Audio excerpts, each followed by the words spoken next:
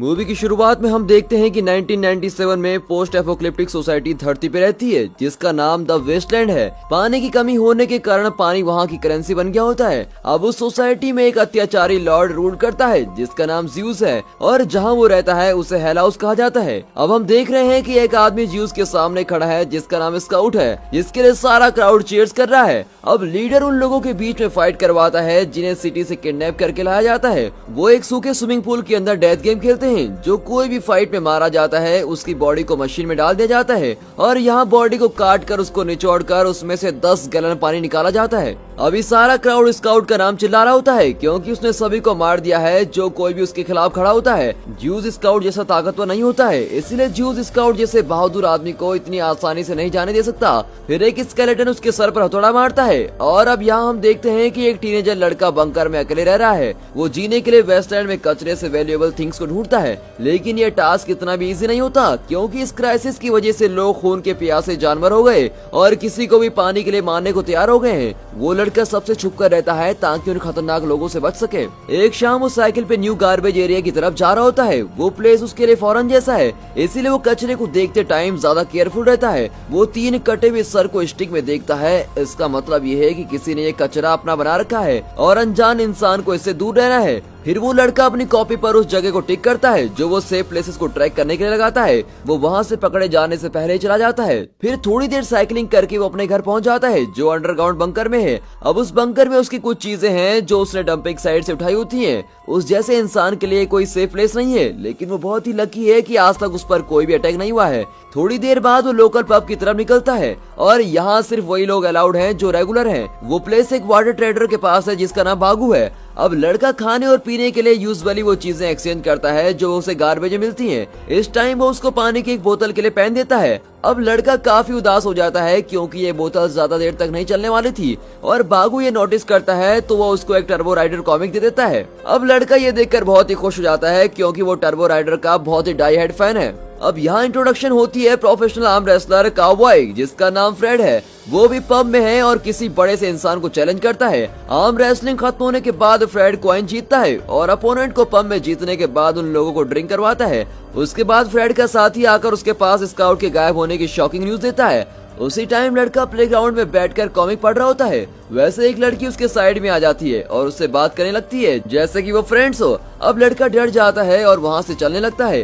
अगर हमारे सामने भी एकदम से कोई लड़की आ जाए तो हमें कैसा लगेगा? मेरी तो ये सोचकर हार्ट बीट तेज हो जाएगी। आपको ये कैसा फील होगा कमेंट सेक्शन में जरूर बताइएगा। लेकिन वो लड़की उसको रोकती है और उसको एक बैंड देती है और वो लड़की मुर्दों से बात करने लगती है जिसे देखकर लड़का वहाँ से कहीं और भाग जाता है। फ्रेड और उसका साथी स्काउट को ढूंढने के लिए हेल हाउस की तरफ भागता है और वो इस बात से अनजान है कि स्काउट मर चुका है। वो थोड़ी देर रुककर रेस्ट करते हैं लेकिन अचानक से स्केलेटन उन पर हमला कर देता है और बेरहमी से उन दोनों को मारता है, लेकिन फ्रेंड जिंदा बच जाता है और उसको ज्यूस के पास लाया जाता है। अब हम देखते हैं कि लड़का बंकर में उठता है और उस लड़की को देखता है जो उसको प्लेग्राउंड में मिली थी। वो उसे ही देख रही होती है और खुद को इंट्रोड्यूस करती है और अपना नाम एप्पल बताती है और वो उस लड़के को फ्रेंड भी बनाना चाहती है, जबकि वो लड़का बिल्कुल भी इंटरेस्टेड नहीं है। एप्पल उसको रिस्टबैंड डिवाइस की हेल्प से फॉलो करती है। अब लड़का अपनी कॉमिक बुक ग्राउंड में ही भूल गया होता है, इसीलिए वो लड़की उसको रिटर्न करने आती है और बदले में लड़का उसको कुछ दिनों के लिए रहने के लिए परमिशन भी दे देता है। फिर वो उसको स्कैवेंजर की तरफ लेके जाता है और उसको वेस्टलैंड में जीने का तरीके बताता है और अब धीरे धीरे साथ रहने के कारण लड़के को उसकी पर्सनैलिटी अच्छी लगने लगती है। अब हम देखते हैं कि यहाँ फ्रेड को ज्यूस के सामने लाया जाता है। अब ज्यूस ने सुना होता है कि वो एक फेमस आर्म रेसलर है। फिर ज्यूस फ्रेड को उसके बेस्ट मूव्स स्केलेटन के खिलाफ दिखाने को कहता है, लेकिन जब फ्रेड ज्यूस को मारने की कोशिश करता है तो स्केलेटन उसके हाथ काट देता है। इसी दौरान लड़का और एप्पल अच्छी तरह घुल मिल जाते हैं और जब वो उसकी फैमिली के बारे में पूछता है तो एप्पल कहती है कि उसका एक बेस्ट फ्रेंड था और वो अब तक का फर्स्ट इंसान है जो उसको उसके फ्रेंड के बाद मिला है और वो उसको अपना बेस्ट फ्रेंड मान लेती है। और फिर वो दोनों खिलौने से खेलने लगते हैं जो उसके बचपन की याद दिलाता है कि उसको बचपन में ये सब नहीं मिला था। अब एकदम से एक आदमी झाड़ियों से निकलकर एप्पल पर अटैक करता है। लड़का वहाँ से भागने लगता है कि वो आदमी उसका पीछा करता है। अब एक जगह पर आकर लड़का अपनी साइकिल से गिर जाता है और बंकर के डोर के ऊपर गिर जाता है और जैसे ही वो डोर टूटता है तो वो सीधे जमीन में गिर जाता है। तभी वो देखता है कि वहाँ एक स्ट्रेंज ग्लोइंग स्पेयर रखा है जिसको छूने की वो कोशिश करता है और जैसे ही वो ये करता है तो बंकर की सारी लाइट्स ऑन हो जाती हैं और वो ध्यान से अपने रास्ते की तरफ जाता है।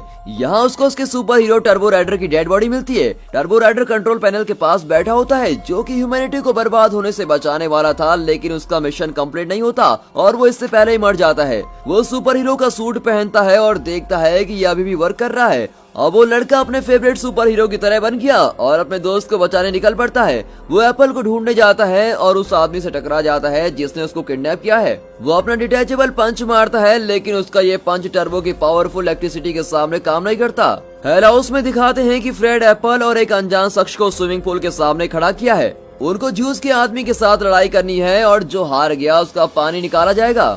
लड़ाई शुरू होने से पहले ही लड़का वहां पहुंच जाता है और खुद को सुपर हीरो बताता है। जूस ये सुनकर हंसता है और उसे पावर शो करने के लिए कहता है, लेकिन लड़की की रिस्ट डिवाइस काम करना बंद कर देती है। अब इसने तो अपनी पावर्स के दम में जूस को चैलेंज कर दिया, लेकिन वो तो काम ही नहीं करती। अब उसको पूल में फेंक देते हैं और दूसरों से लड़ने को कहते हैं। अब दिखाते हैं कि पूल अब खून में बदल चुका है, लेकिन एंड में लड़का और उसकी टीम जीत जाती है और ये देखकर जूस शॉक हो जाता है, लेकिन वो अपने वार्डिंग के खिलाफ जाकर उन पर अटैक कर देता है। वो एप्पल को शूट करते हैं जबकि बाकी दोनों को पीछे से अटैक किया जाता है। अब अचानक से लड़के की आर्म्स खुद रिचार्ज हो जाते हैं और वो अपनी पावर से सभी को हरा देता है और फिर जूस को वहाँ से बेहोशी की हालत में छोड़कर वो लोग वहाँ से भाग निकलते हैं। जैसे ही वो निकलते हैं तो वो स्केलेटन को ऑर्डर देता है कि सबको मार दे।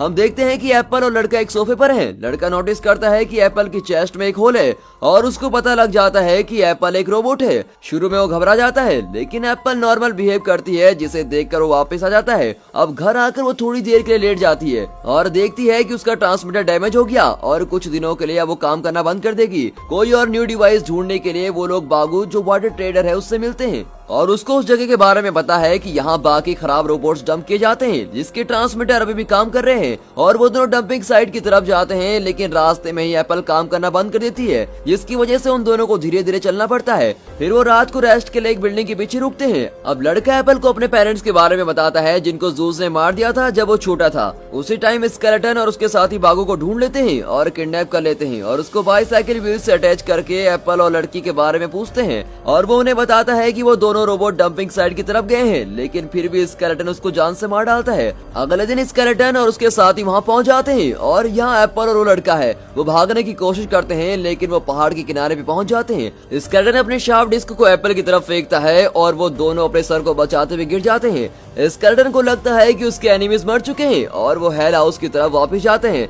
लेकिन उसे ये नहीं पता कि लड़का अभी भी जिंदा है और आर्मर्स की वजह से उसको चोट नहीं लगती। वो फाइनली रोबोट डंपिंग एरिया में पहुंच जाते हैं, लेकिन एप्पल को सिर्फ ट्रांसमीटर ही नहीं बल्कि उसकी पूरी बॉडी हेड के नीचे आ गई है। अब लड़का उसका सर किसी भी रैंडम बॉडी पे लगा लेता है और उसको उठाने की कोशिश करता है जो कभी भी नहीं हो सकता। और फ्लैशबैक में दिखाते हैं कि जूस एक स्कैवेंजर होता है जब उसने लड़के के पेरेंट्स को लूट कर मार दिया था। जब लड़का उठता है तो वो फ्रेड को अपने आसपास पाता है और वो उसको एक सेफर प्लेस में लेके जाता है। वो एप्पल को उसी डंपिंग प्लेस में छोड़कर चला जाता है। अचानक से उसके सामने स्केलेटन फिर से आ जाता है और वो दोनों उससे लड़ाई करने के लिए रेडी होते हैं और यहाँ एप्पल भी जिंदा होने लगती है। वो अपने फ्रेंड की रिस्ट डिवाइस से उसको ढूंढ लेती है। हम देखते हैं कि जूस स्ट्रीट में अपने राइट हैंड मैन को ज्वाइन करता है और अपने अपोनेंट का मजाक उड़ाता है जो उसके साथ लड़ाई करने की कोशिश करता है। उसके ग्रुप के कुछ लोग उन दोनों पर अटैक कर देते हैं और बैटल स्टार्ट हो जाती है। आखिर में वो पहाड़ से गिर जाता है और उसका आर्मर काम करना बंद कर देता है और अब उसके पास उसकी अपनी ताकत बची होती है। वो जगह अब बिल्कुल खून से भर गई है क्योंकि वहाँ पर एक दूसरे को मारने के लिए खतरनाक तरीके यूज हो रहे हैं।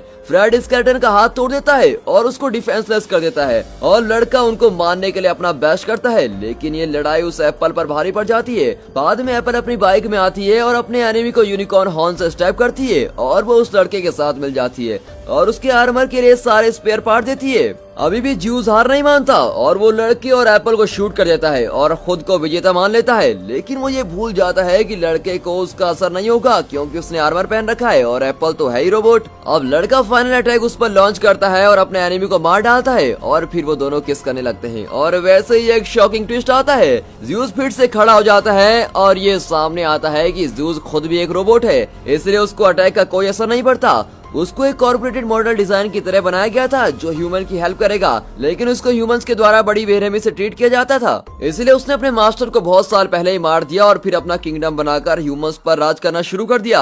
लड़के ने इसको उसकी गलती बताई और उसको एक्सप्लोजिव से जला दिया होता है जो फ्रेड अपने साथ लेके आया था। लेकिन लास्ट एक्सप्लोजन में सबको नुकसान होता है, लेकिन एप्पल उस लड़के को बचा लेती है, लेकिन बचाते टाइम वो खुद ही मर जाती है। अब लड़का उसको अपनी बाहों में लेकर शौक मना रहा होता है और फिर वो एप्पल को दफना देता है। फ्रेड उसको बताता है कि एक्सप्लोजन की वजह से धरती से बहुत पानी की धारा निकली है जो वो चाहता है कि वेस्टलैंड के लोगों को देना चाहिए, जिससे हजारों लोगों की जान बच सकती है। अब हम देखते हैं कि लड़का उसको लक विश करके वेस्टलैंड की तरफ चला जाता है जहां वो पहले कभी नहीं गया। और दोस्तों यहाँ पर ये मूवी खत्म होती है and finally thanks for watching.